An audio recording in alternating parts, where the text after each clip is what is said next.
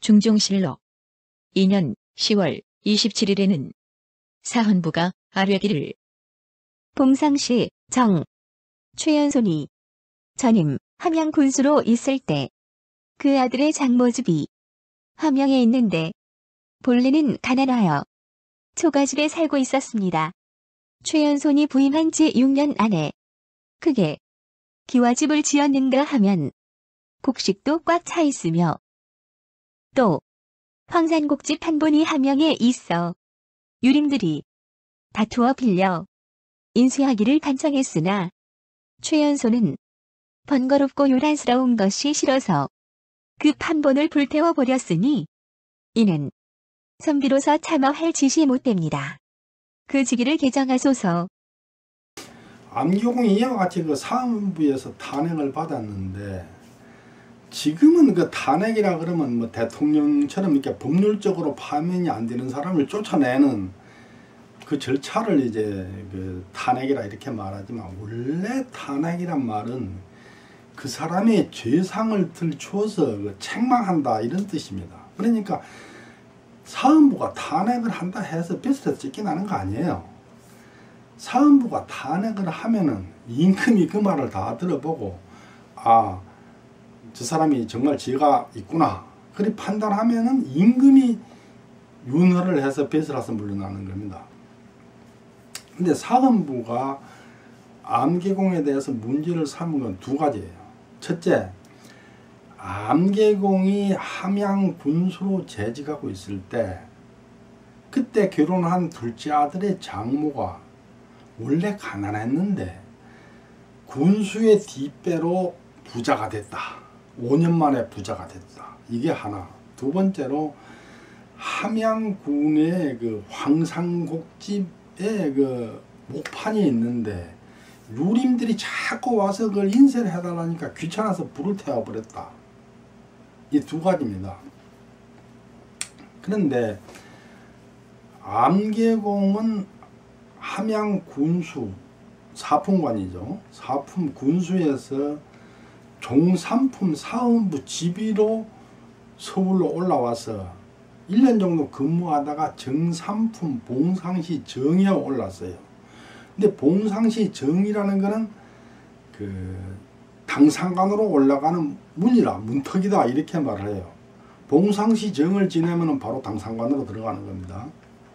근데 그 자리에서 탄핵을 받았는데 그 탄핵 주체가 다른 사람이 아니고 얼마 전까지 같이 근무한 사헌부라는 점이 특이해요. 암개공은 1489년 성종 20년에 문과에 급제를 해서 한 5년 남짓 청료직으로 근무를 했는데, 이 청료직은 아주 진급이 빠른 사람들이에요. 그랬다가 외직으로 나가가지고 한 10년 넘게 얼추 한 12년을 근무하면서 그 사품관에 머물렀어요. 나갈 때도 사품, 끝날 때도 사품. 그러니까 청료직 근무 이력을 가진 사람으로서 그렇게 오랫동안 외직으로 나가 있는 경우가 별로 없고, 그것도 사품관으로 계속 머무는 경우가 별로 없는데, 그렇게 벼슬이 정체되던 찰나에 중종반정이나 정권이 바뀌면서 내직으로 올라왔는데, 내직으로 올라온 지 1년 만에 벌써 2단계 넘게 승차를 해서 정삼품 봉상시 정이 됐어요. 그러니까 상당히 진급이 막 가속이 된 거죠. 그래서 그 지방간으로 나가기 전에 페이스를 되찾았어요. 이대로 간다면은 뭐 얼마 안 가서 한 5, 6년, 늦어도 10년 내로 참판이나 판서비스로 올라갈 수 있는 그거가 예측이 되는 거예요. 이걸 놓고 볼 때 그 탄핵의 배경에는 암개공의 급격한 승진을 못마땅하게 생각한 사람들이 있었지 않는가, 이런 추정이 됩니다. 암개공의 아들은 두 분인데, 장남 통덕난공 최윤조, 이분은 그 순창설씨 설충난의 딸하고 혼인을 해서 순창에서 처가살이를 하다가 1499년 연산 5년에 20살 젊은 나이로 돌아가셨어요. 그리고 이제 며느리 부인 순창설씨도 유복손 최완을 낳고 그 출산 후유증으로 바로 돌아가셨어요.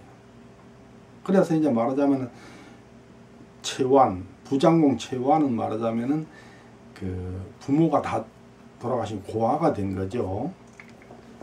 근데 그 설충란은 효령대군, 저기 세종대왕의 형님 효령대군 이보의 손자 평성군 이위의 딸하고 혼인을 했는데, 그 처외삼촌 채수가 설충 가문의 그 비극을 배경으로 소설 철공찬전을 지었는데, 그 번역본 설공찬이가 묵제일기 이면에 적혀 있다가 지난 1990년대에 97년인가 그게 발견이 됐어요. 그래갖고 그 한국에서 그 한글로 기록된 가장 오래된 소설로서 자리매김을 했어요.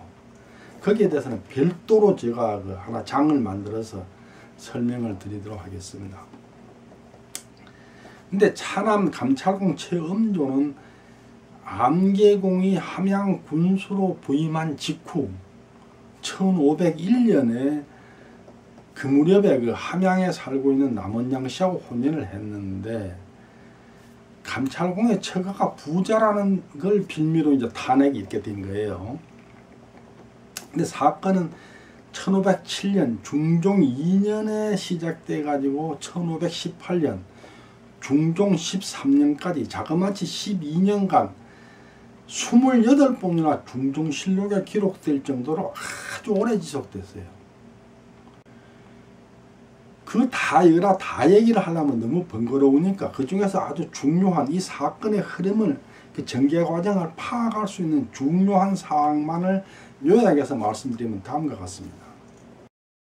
중종실록 2년 10월 27일에는 임금께서 전교하기를 이 사람들은 아울러 바꾸어 임명하고 최연손과 한윤범은 그 까닭을 자세하게 꾸짖어 깨어물어야 할 것이다 하였다.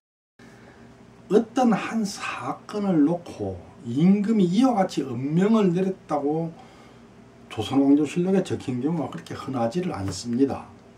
사헌부가 문제를 제기를 하자마자 임금이 이와 같이 추상 같은 명령을 내렸으므로 사헌부는 물론 문제를 제기한 당사자니까 뭐 어쩔 수 없겠습니다만, 이 지혜만 엄명을 받았으니까 이 문제를 결코 허술하게 다룰 수가 없겠지요.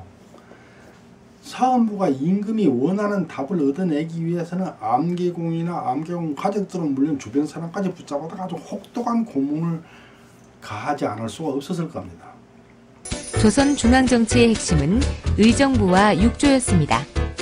왕 아래에 의정부를 두고 그 아래에 육조와 여러 관청을 두었는데요.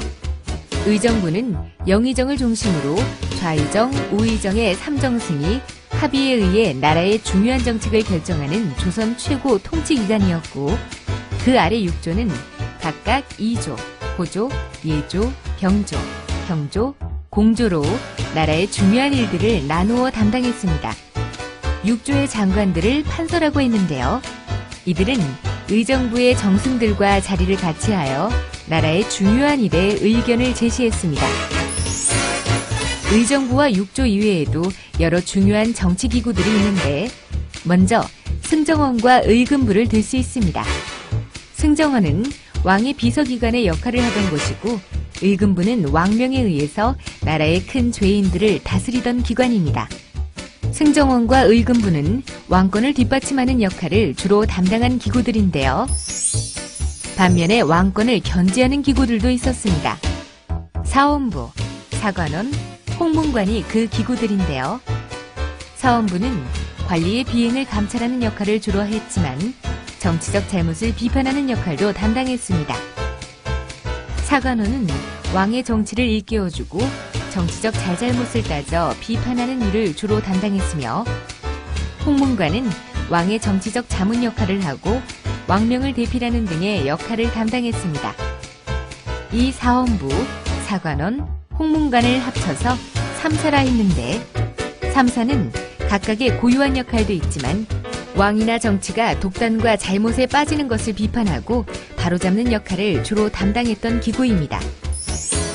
이 밖에도 역사 편찬을 주로 담당했던 춘추관, 중앙 최고 교육기관의 역할을 담당했던 성균관 등 다양한 기구들이 각각의 역할을 하면서 조선의 중앙정치를 이끌었답니다.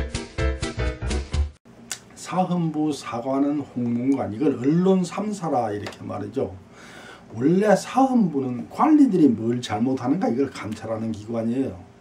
그 다음 사관은 임금이 뭘 잘못하는가 이걸 보고 그걸 간언을 해서 바로잡는 기관이에요.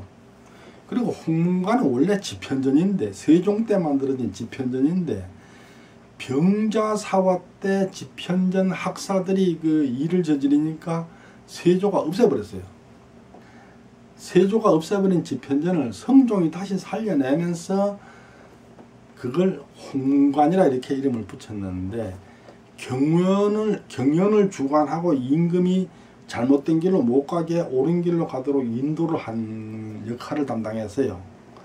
그런데 3사가 같은 사안을 두고 한꺼번에 합사해서 간언을 하기도 하고 이렇게 했기, 서로 그 고유 기능을 넘어서 이렇게 막 언론기관의 역할을 했기 때문에 흔히 언론 3사 이렇게 부르는 거예요. 그런데 연산군이 이게 마음에 안 들어. 그러니까 홍문관하고 사관은 아예 없애버렸어요. 그러니까 임금한테다가 쓴소리 하는 거 없애버리고, 사헌부도 혁파를 해가지고 신하들을 감찰하는 기능만 남겨놓고 다 없애버렸어요. 그리고 심지어 관리들한테다가 입은 곧 재앙을 부르는 문이요, 혀는 몸을 베는 칼이다. 입을 다무고 혀를 감추면 몸 안에 편안히 간 곳마다 튼튼하다. 이렇게 적은 그 이른바 신은패를 차게 만들고 이렇게 심각한 언론 탄압을 했어요. 그랬다가 중정반정으로 물러나니까 언론이 부활을 했는데, 특히 사헌부의 그 신하들을 그 탄핵하는 기능은 살아 있었잖아요. 그게 급격하게 성장하면서 과도기적으로 탄핵이 남발을 했어요. 엄청나게 남발했어요. 거기에서 대표적인 피해자가 암계공이라고 말할 수가 있는 거예요. 그러니까 암계공은 연산군이 억눌려서 그 묵살되었던 언론기관이 중종반정으로 갑자기 살아나면서 과도기적으로 막 남발되는 탄핵의 피해자예요. 거기다가 특히 그 당시 사헌부나 이쪽의 그 언론기관은 소위 그 살인파들이 장악을 하게 되는데, 암계공은 살인파의 그 상대방 쪽에 있었던 그 훈구파에 가까운 쪽이었어요. 그러니까 탄핵의 집중포화를 받을 수 있게 됐고, 마침 빌미도 있었는 거죠.